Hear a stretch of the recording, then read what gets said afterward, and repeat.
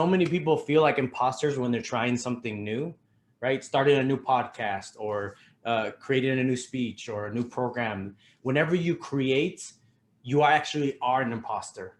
Like you're trying to not feel like an imposter when really the very fact that you're creating something new that hasn't been tested, whether it will work or not, requires a little bit of you being presupposing that people are going to benefit from it, right? It's presupposing that people are actually going to, get something from it and maybe share it with other people.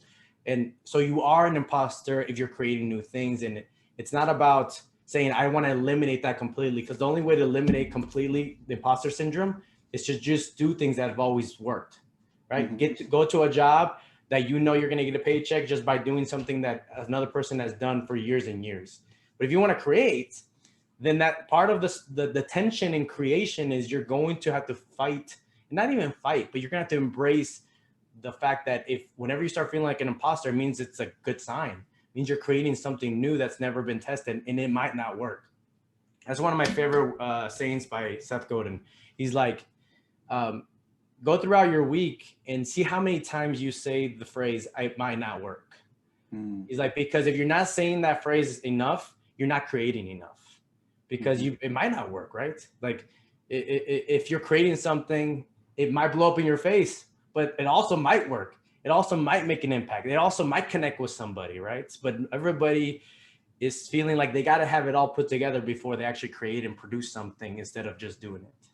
Oh yeah, no, that's you should be a professional speaker, sir. You are motivating me.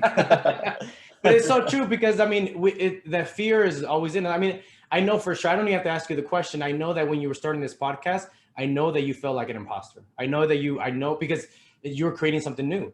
And even though you have the skills and the talents to be able to do so, I know you were like, well, who's going to want to hear me? Or what new, there's so many podcasts out there. Like, what new thing can I bring to it? Right. It's like, there's all those doubts because you're creating something new. Every time I start creating a new presentation for students, it's honestly like mental giving birth to something new, right? like going through the pains of labor. I know it sounds weird, but it is literally that. It's like you're creating something new that might not work. And honestly, I have a speech that I've done over and over again. I can give that with, like no practice. I can go to a group of 1,000 students and I can give my keynote speech because it's done. It's been proven. But I get more excitement now. And I get excited about giving that speech, but I get even more excited about developing new programs that are innovative, that are different, tweaking things and making them better. Like that's where my true excitement comes from now. But I always get pulled into like, well, let's just be safe. Let's just go do the safe thing. This works, Juan, instead of really pushing myself to create new things for people. How do you then either process failure or the fear of failure?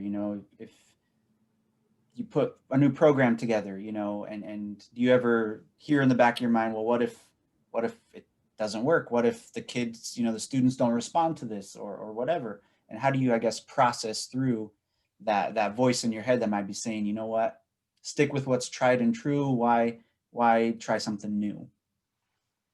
Yeah. Kind of two things. I have a thought that I don't want to let go of, but I can tie it into here.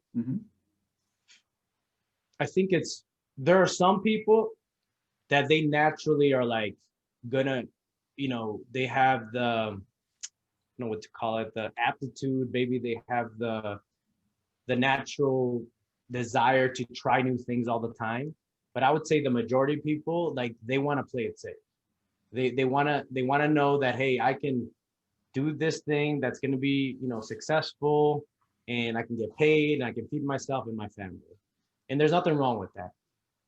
But, and honestly, that's where I would have stayed had it not been finding individuals in my life, finding a group, finding my tribe, kind of like Seth talks about it, like finding a group of people that you're willing to serve, and there's a greater mission and purpose in your life, right? Because if you're just thinking about how can I take care of me or even just your family, then there's only so much creation insights that you need. But if you're thinking about like, man, I need to serve this group of students, right? I need to serve my listeners in this way. Like when you're really focused on serving, then serving requires you to get out of yourself and create new things for people, right?